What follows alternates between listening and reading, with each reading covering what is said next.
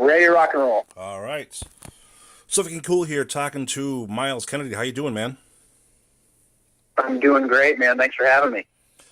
I understand you're keeping yourself real busy with the release of Last Hero. You're kicking off a new tour on the 21st, and you guys got Shiprocked on the 16th. Is that right?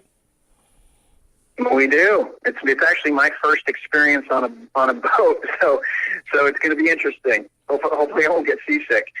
Yeah, that's got to be an interesting concept there because you're literally stuck. You know what I mean? There's no getting on or off. Right. Yeah, it's going to be. I've heard it's fun. Tremonti's been on at least one, and he told me it's a cool experience. So I'll take his word for it. Very cool. Now, I see you're free on the 20th. Is there any chance of you guys playing the Inaugeration real quick before the tour kicks off? No, I don't. We haven't officially been asked, so I don't think that's happening. Okay, so if Trump gives out the call, you guys are available then. Well, I don't know. We'll have to discuss it amongst ourselves. Now, you guys actually been doing a lot of touring. I see that you wrapped up with Disturbed and Breaking Benjamin from last year, and then you guys are just going to keep on pushing. Now, Correct. what do you think about Disturbed going head-to-head with Beyonce for the best rock and roll performance at the Grammys? Well, I mean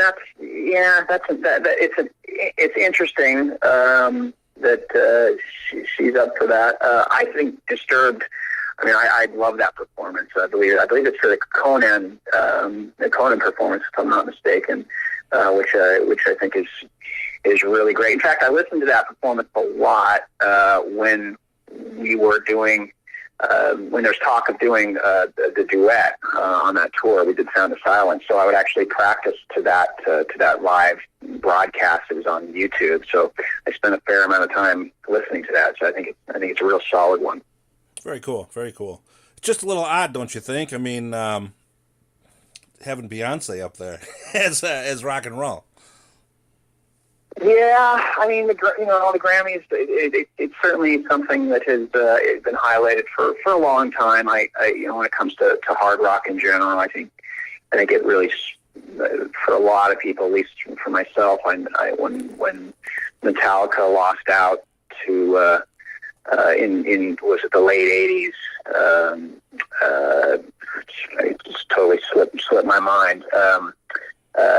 When for the first time they had the hard rock performance, and they lost. Why am I spacing this? Play guy with the flute. Has the flute. Kenny G? Jethro Tull. Oh, Jethro Tull. Jethro Tull. Yeah. Did you say Kenny G? Yeah. I was. Yeah, when Metallica lost to Kenny G. Oh, now that would have been there would have been a massive uprising then. Yeah, for sure. But yeah, the Grammys. I don't know. I guess they do things a little differently.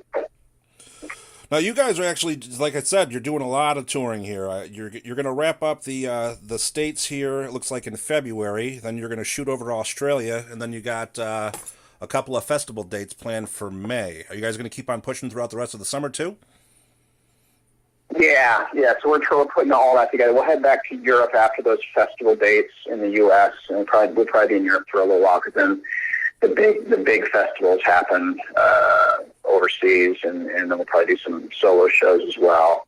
And then we'll probably come back and maybe do some more, maybe do some more in the States, and then I'm sure we'll be back in Europe again. So yeah, most of 2017 is booking up quick. Awesome. Any chance of giving Slash a call and getting a couple opening slots on the Guns N' Roses dates? Well, I don't know if that's going to happen, but I think I don't even know if we're touring in the same areas at the same time. That's a good question. Now, with the Last Hero here, you guys released it on your own, but you have Napalm doing it internationally. Do you think it's easier this day and age? I mean, with Spotify and SoundCloud and social media and everything like that, for an established act as yourself to go ahead and release it on your own? I think to some degree. I mean, there's obviously because we have the luxury of having established for lack of a better word, the brand, and so we've developed a fan base that affords us the luxury of continuing to make music. Where having a label helps, as opposed to just putting out yourself and relying on Spotify, for streams or Apple or whatever, is they help with a lot of the promotional aspects and helping to get the word out. That as an artist, you don't necessarily have time or the understanding to do. So for us, having a deal structured to where you record the record yourself and have a certain amount of control over it while utilizing a lot of the label services is very, very beneficial for a band like Alter Bridge. If you're a baby band and you're trying to get the word out and trying to kind of help have people discover what you do, I could understand why putting more emphasis on the label would be advantageous. But for where we are at this point, this kind of dual approach seems to work the best for us. Very cool. Now, I got to say, the album is phenomenal. I mean, you guys are talking about what's going on right now, but you're not being too pretentious. You're not being too opinionated. You know what I mean? It's not like you're shoving a view down people's throat, but you're saying what everyone is thinking and what's going on. Well, thank you.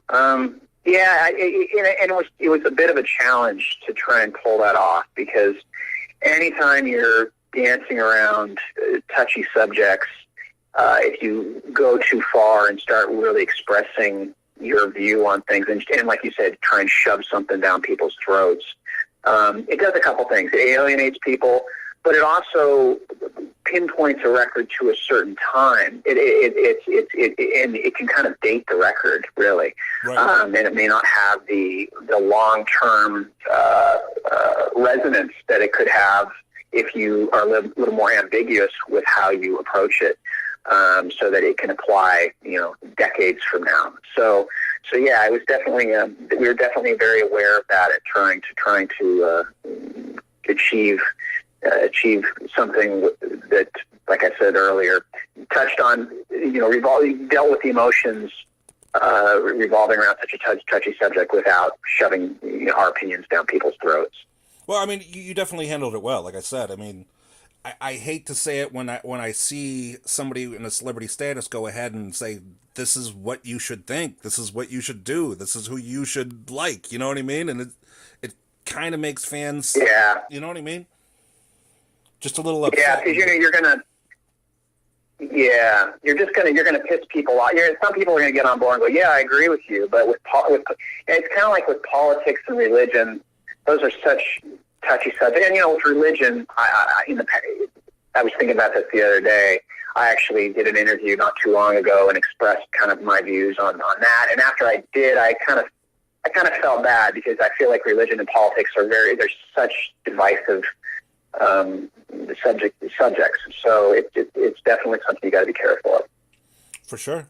So especially with this year, this was this was an interesting one, so to speak. Right. It's very, very, very interesting. It's very interesting. Now, how do you feel about social media these days? I mean, like, years ago, there was a mystique. You know what I mean? I mean, you would have an idea of what a band was doing, but now you're on a Twitter, you're on an Instagram. You know what I mean? People are expecting to see what you had for lunch that day. You know what I mean? Yeah, I know it's a really tough one for me, because one of my resolutions for this year, other than stop drinking so much coffee, was to try and be a little more. Try and post a little bit more. I started off doing all right a few years ago, and then I kind of stopped, and it became very infrequent.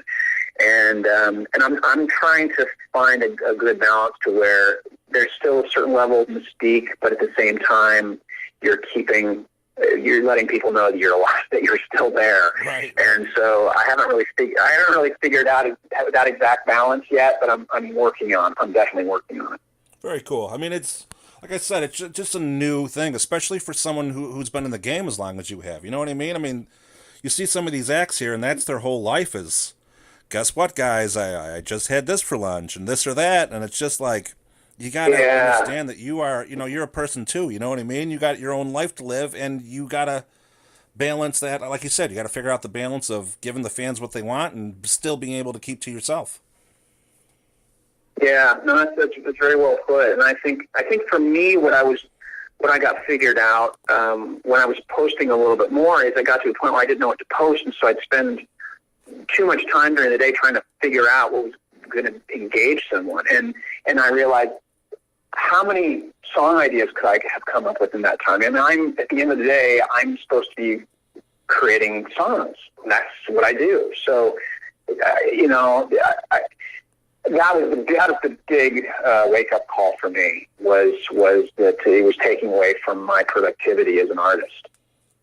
Oh, for sure, for sure. I mean, you got double duty. You know, I mean, besides Alter Bridge, I'm sure you're still planning on stuff with Slash, with the Myles Kennedy and the Conspirators. Is that correct? Or Yeah, there's been talk of trying to figure something out in the future. You know, obviously right now we've got everybody's very busy, and that's a good thing. But I'm also chipping away at another solo record. I finished a solo record a few months back, and now I'm writing another one. So I love to write. I love to create. There's nothing that makes me happier at the end of the day. So while I'm on this planet, I want to write as much as I can. now, how do you balance that process out? I mean, how do you decide when you're writing a song, this will work better for Alter Bridge, or this will work better for myself, or I think Slash might like this, or how do you figure out what goes who gets what?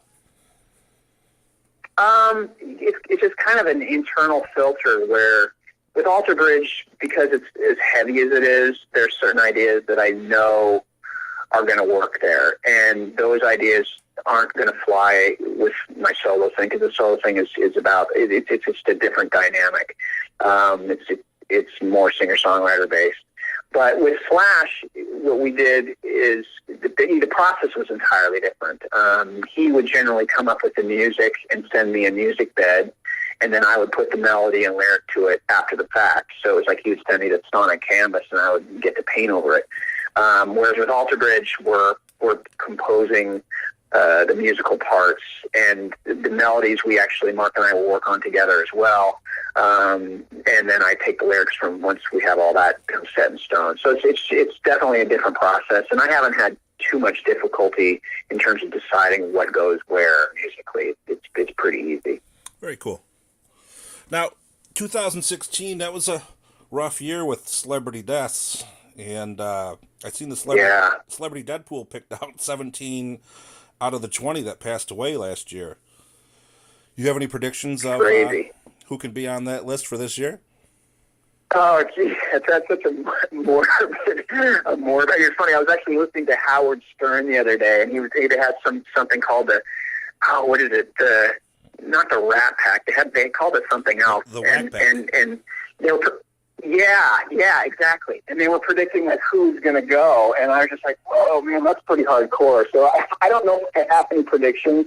I'm just hoping that it's not as bad as 16. Well, I mean, 16, starting with Bowie, that was, and Lemmy just a few weeks prior to that, even though it wasn't 16, and it's been horrible. I don't understand it, man. Like, what the fuck? Yeah, 133.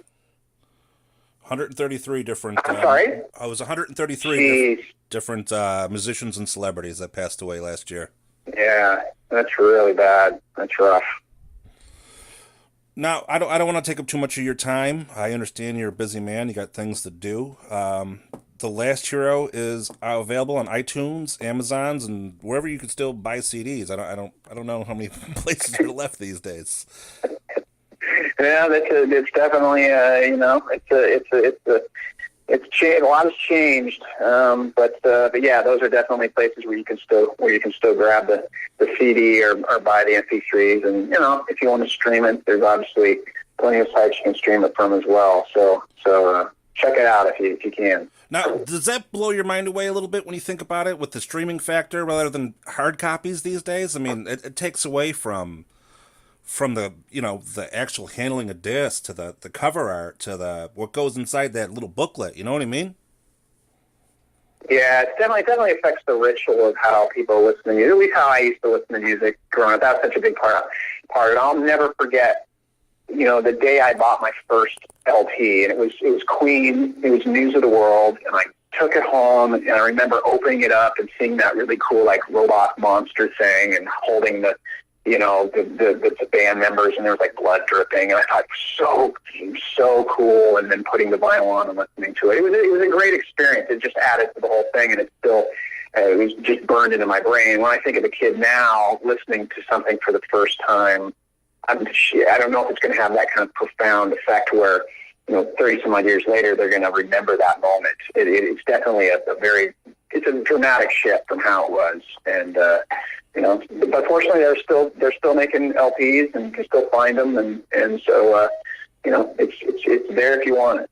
Yeah, definitely. I don't think you're going to have quite the impact as remembering the first time you click that button on your keyboard to hear that song rather than yeah, right. But exactly.